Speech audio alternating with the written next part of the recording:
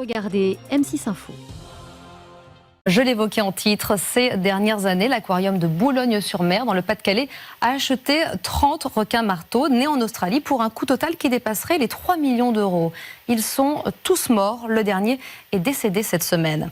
Les animaux qui font partie d'une espèce menacée se sont pour la plupart entretués. Les défenseurs de la cause animale dénoncent des conditions de vie inadaptées. Thierry Maurer, Stéphane Garabed et Louise Malnois se sont penchés sur la question. C'était censé être l'une des stars de l'aquarium. Mais aujourd'hui, aucun des visiteurs n'a pu en apercevoir. Je croyais que j'allais voir les requins martons, mais je ne sais pas pourquoi ils sont absents. Vous n'êtes pas trop déçu? Non, pas trop déçu, puisqu'il y a d'autres spécimens à découvrir en fait.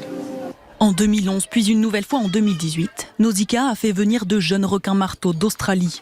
Ils ont évolué ici, dans ces grands bassins fidèles au courant et aux micronutriments de leur milieu naturel, dans le but d'être ensuite exposés au public.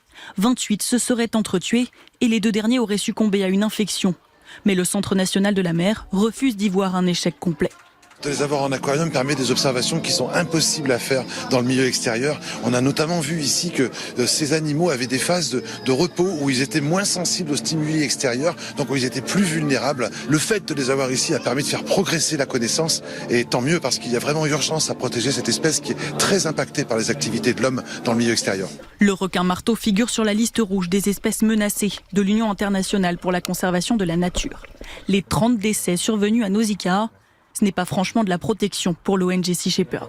Le requin marteau fait partie des espèces qui sont extrêmement délicates à détenir en captivité parce que ce sont des animaux qui vivent en très grande profondeur, donc qui vivent avec très peu de luminosité, qui vivent solitaires, ce sont des migrateurs et on est incapable en captivité aujourd'hui de mettre à leur disposition des conditions de détention favorables. L'ONG de défense des océans compte déposer plainte lundi contre Nausicaa pour violation du code de l'environnement et pour sévices graves envers les animaux.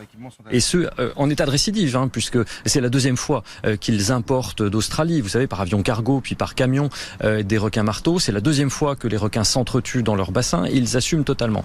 À mon avis, de juriste, ils ne sont pas en mesure de continuer à exploiter cet établissement. À Boulogne-sur-Mer, le maire réclame une rencontre de spécialistes pour dresser un état des lieux des connaissances sur l'espèce. L'animal évolue pourtant en captivité dans d'autres aquariums, comme à Paris ou à Biarritz. Nausicaa, un monde extraordinaire, plein de pichons. A été construit en 2016 et a été fini de construire en 2018.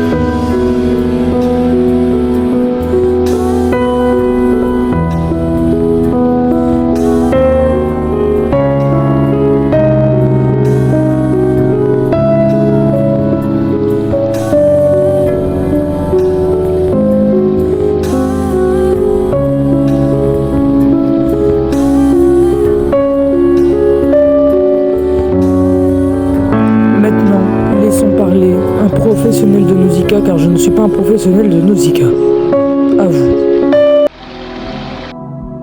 Bonjour, bienvenue à Nausicaa. Vous êtes ici dans le tunnel sous la surface du plus grand bassin d'Europe.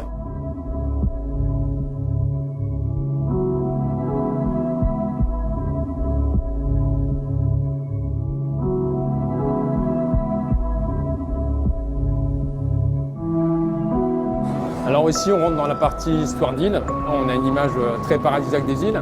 Et effectivement, c'est ce qu'on montre ici à Nausicaa avec des poissons multicolores, avec toute une variété très importante. Mais voilà, ça permet aussi de faire rêver les gens et de montrer aussi que tout ça c'est fragile et que nous, on peut avoir un impact sur cet écosystème et sur toute cette biodiversité d'une manière très concrète en fait. Donc montrer justement toute cette beauté, ça permet de sensibiliser au maximum finalement nos visiteurs à tout ce qui peut se passer aussi bien sur les petites îles, mais aussi sur les continents à une échelle plus grande. C'était aussi important de parler des récifs coralliens et de la zone tropicale, puisque les récifs coralliens, ça fait vraiment un des endroits les plus riches de la planète, au même titre que les forêts tropicales. Et du coup, le fait aussi que les récifs coralliens concentrent plus d'un tiers des espèces de la vie marine en totalité, c'est un milieu aussi très important à préserver. Donc là, par exemple, c'est tout l'élevage et la multiplication de corail qu'on fait ici à Nausicaa. Le corail, c'est très particulier, c'est une des espèces les plus menacées, puisque 40% des récifs coralliens sont menacés à l'heure actuelle dans la planète. Et donc du coup, c'était important voilà, de multiplier, vraiment de peupler les différents aquariums tropicaux en Europe ou même dans le monde, avec des coraux vraiment issus d'élevage au sein des aquariums. On dit qu'il y a 1 milliard de Donc là, on va arriver dans les coulisses du plus grand bassin d'Europe. Actuellement, c'est un bassin qui fait 10 millions de litres, 10 000 mètres cubes. Et il fait près de 60 mètres de long, 30 mètres de large, 8 mètres de profondeur. Et on a représenté ici l'écosystème particulier d'une petite île perdue en plein milieu du Pacifique, qui est l'île de Malpelo, et qui a été classée réserve naturelle, classée réserve de biosphère, etc. Et qui permet de montrer que l'aspect réserve marine et aspect conservation sur des zones très particulières permet de réhabiliter toute une faune particulière pour les bienfaits finalement de l'océan tout entier.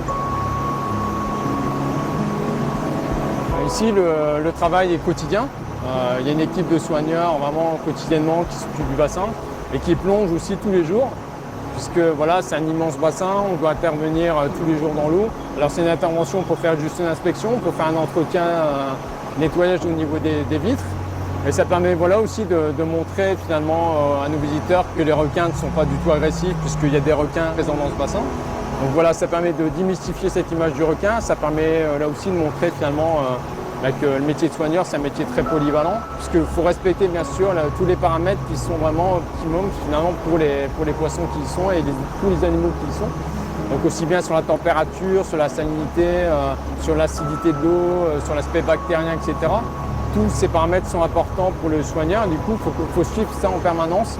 Et bien sûr, après, il y a l'aspect nourrissage. Donc là aussi, il faut s'adapter en fonction de chaque régime alimentaire de chaque espèce.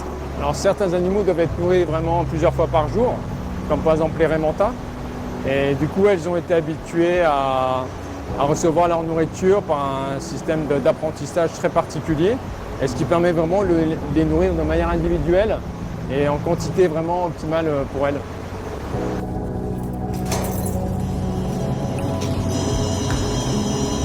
On est ici là, dans le cœur du système, par exemple, qui permet de traiter vraiment le bassin de 10 millions de litres d'eau de mer. Donc voilà, on a des systèmes de filtration pour retirer la plus grosse partie des particules.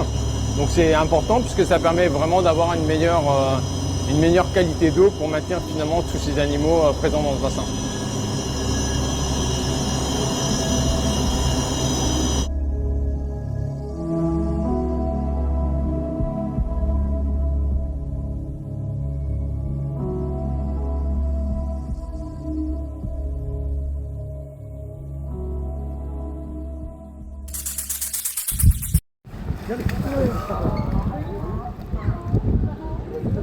des images incroyables qui permettent de comprendre combien le Grand Nausicaa va être un lieu extraordinaire et gigantesque, le plus grand aquarium d'Europe, avec ce bassin géant que l'eau de la mer filtrée remplit peu à peu pour combler les 10 000 mètres cubes et afficher des points de vue comme ce balcon ou cette plage destinée aux soigneurs.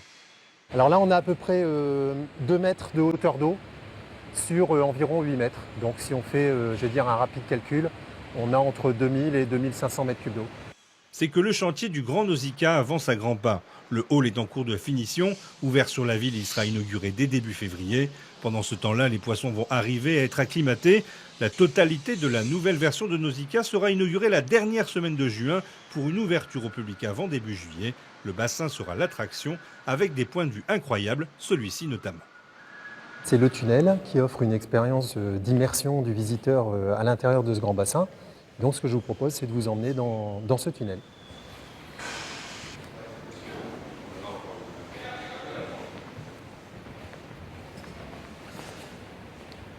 Alors le tunnel, qui pour l'instant est un peu embué, là, côté bassin, et ce qu'on voit, c'est qu'effectivement, donc le niveau d'eau qui monte un peu chaque jour, là, ça y est, a déjà franchi la hauteur de la margelle du tunnel. Et donc d'ici environ 2 semaines, on sera complètement immergé. Et puis il y a bien sûr la grande baie géante où le visiteur se sentira plongé au cœur de l'océan. Ce remplissage, c'est le remplissage final, donc c'est vraiment l'eau dans laquelle vont évoluer les 22 000 poissons qui vont être implantés dans ce bassin. Donc il ne faut pas se louper en termes notamment de qualité d'eau pour que le vivant s'y retrouve. Un équipement ambitieux qui devrait redonner un coup de fouet à Boulogne et aux Boulonnais.